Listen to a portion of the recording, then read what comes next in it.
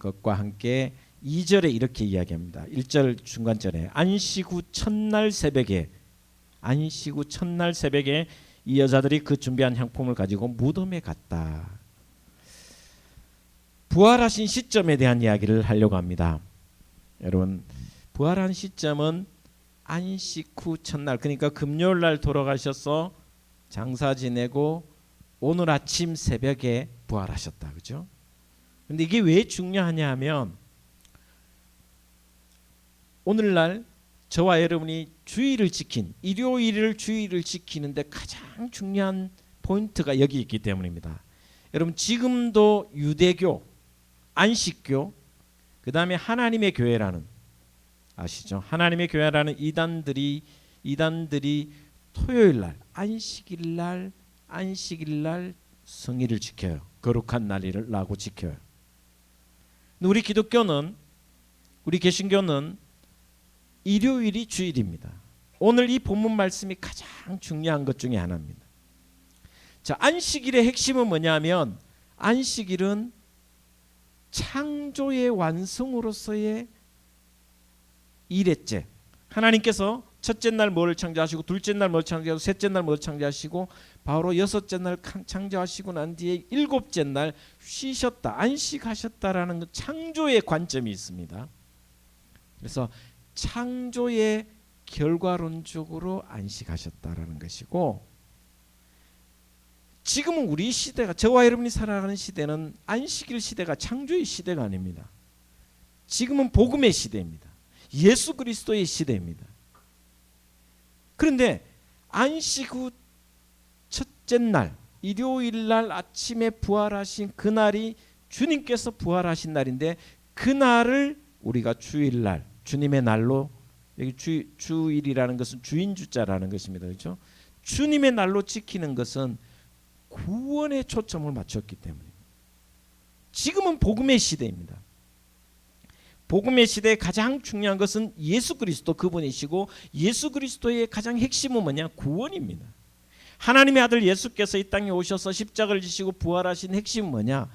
구원에 초점이 있기 때문입니다. 그래서 저와 여러분은 지금 이 주일날 지키는 것은 구원의 증거가 예수 그리스도를 통해서 이루어졌기 때문에 그분을 찬양하고 그분의 이름을 높이기 위해서 우리가 주일 예배를 드리는 것입니다. 그래서 안식도 토요일날 안식을 주장하는 모든 종교들은 창조에 맞춰 있습니다. 여전히 구약의 창조에 맞춰 있습니다.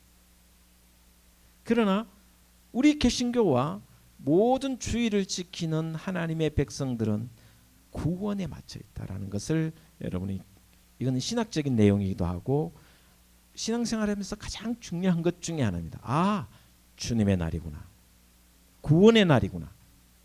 그래서 예배 드리러 오는 이 날이, 저와 여러분이 이 주일을 지키기 위해서 이 성전에 올라오는 이 날이 구원을 이루신 부활의 날이다.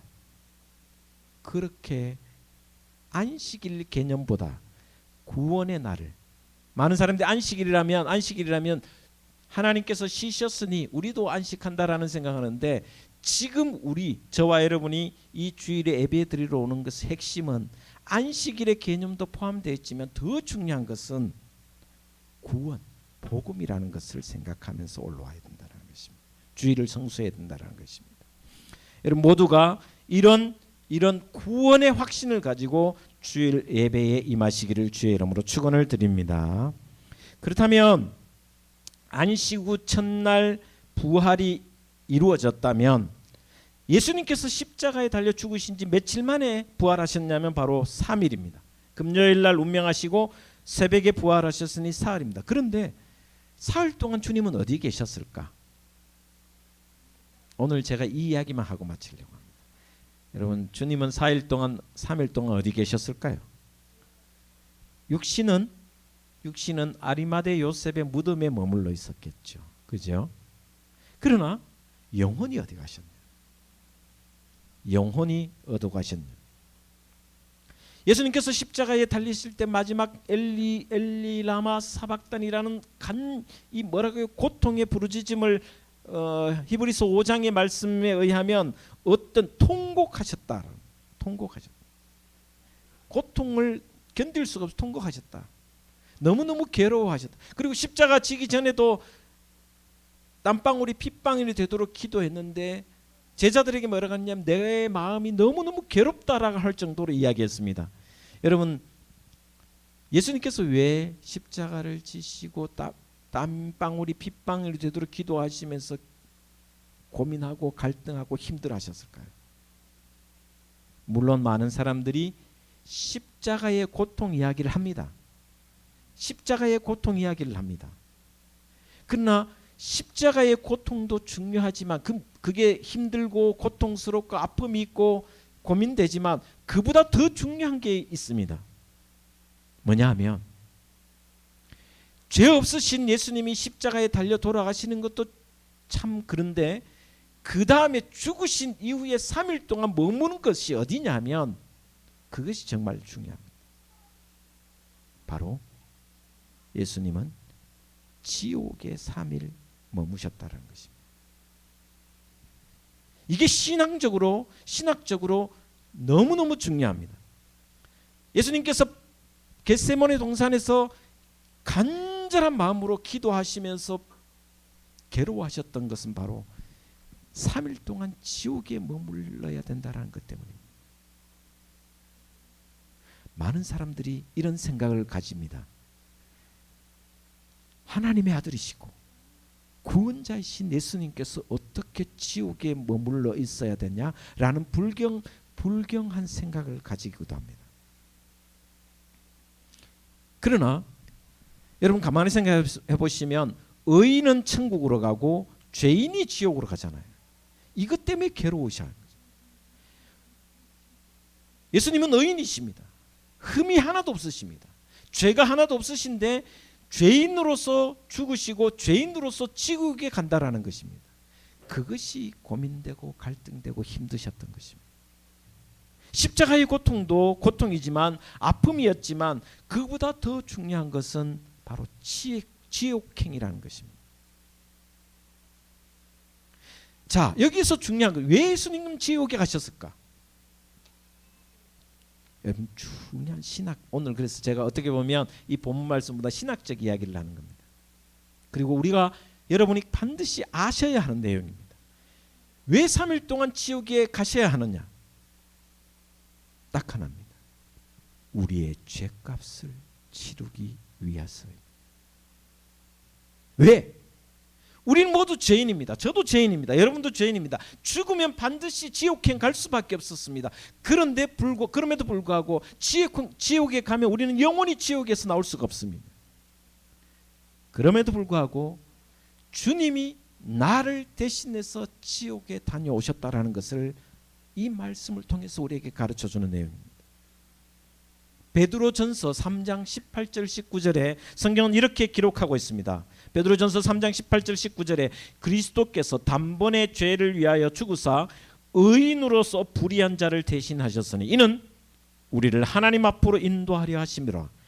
육체로는 죽임을 당하시고 영으로는 살리심을 받으셨으니 19절에 그가 또한 영으로 가서 옥에 있는 영들에게 선포하시니라. 이게 신학적 논쟁이 굉장히 많습니다. 지금도 신학자들이 논쟁을 하고 있습니다. 19절에 옥에 가셨다. 그리고 그 옥에서 선포하셨다라고 이야기하고 있습니다. 옥에 가셔서 옥에 있는 영들에게 선포하셨다. 여기 옥은 어디냐? 헬라인은 지옥이라는 것입니다. 원어에는 지옥이라는 것입니다. 난해한 구절입니다. 왜 어떻게 거룩하시고 완전한 의인이신 하나님의 아들이신 예수님이 지옥에 가셔야 되냐는.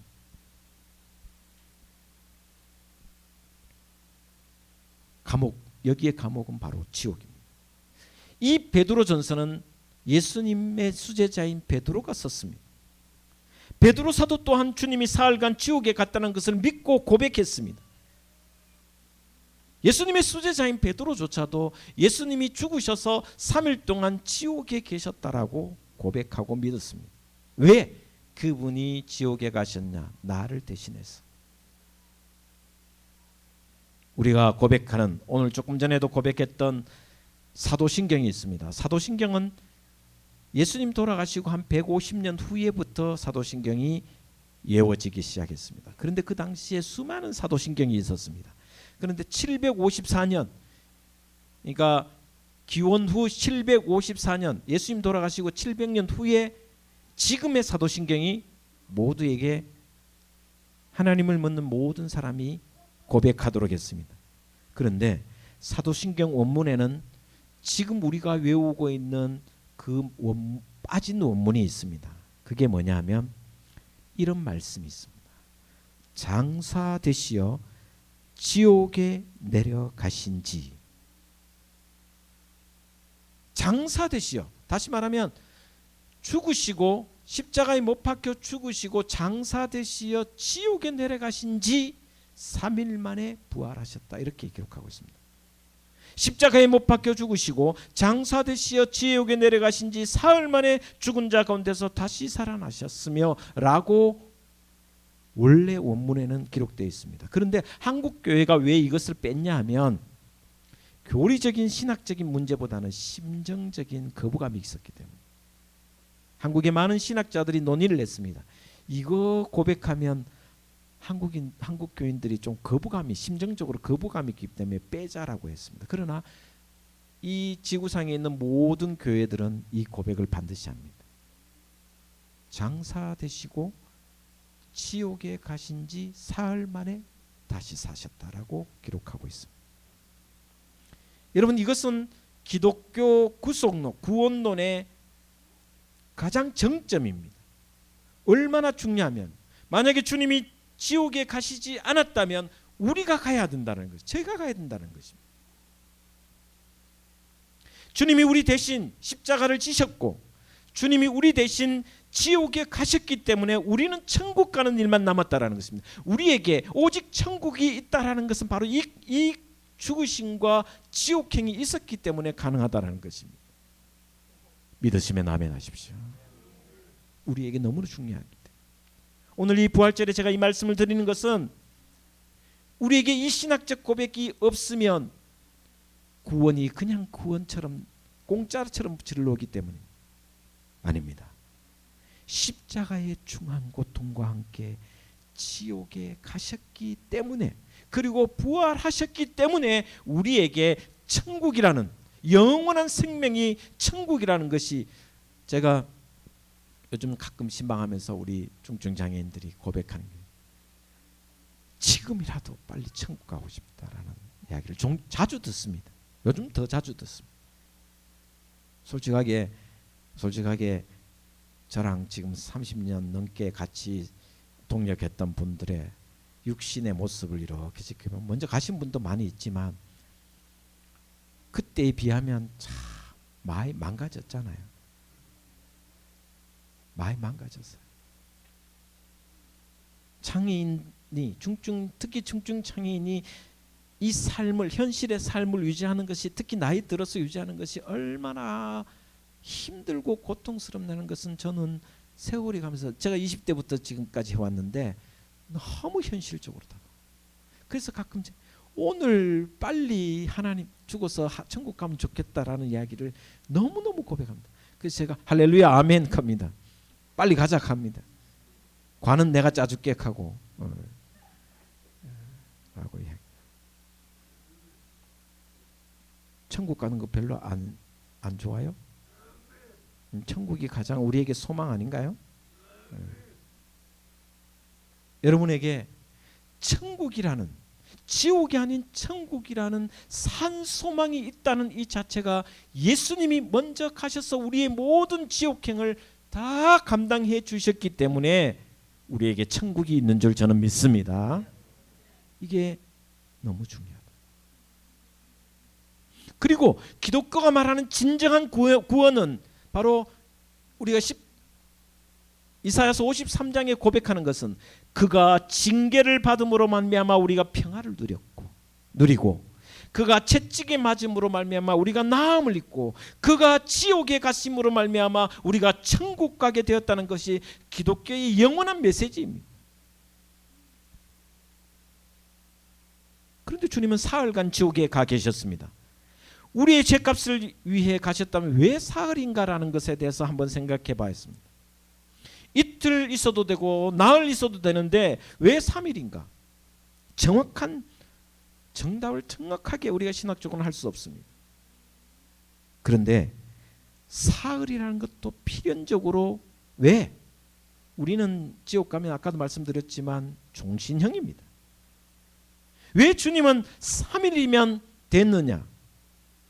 주님의 보혈이 3일이라는 것을 3일이면 충분했다라는 것을 주님의 보혈로서 이야기하는 것입니다.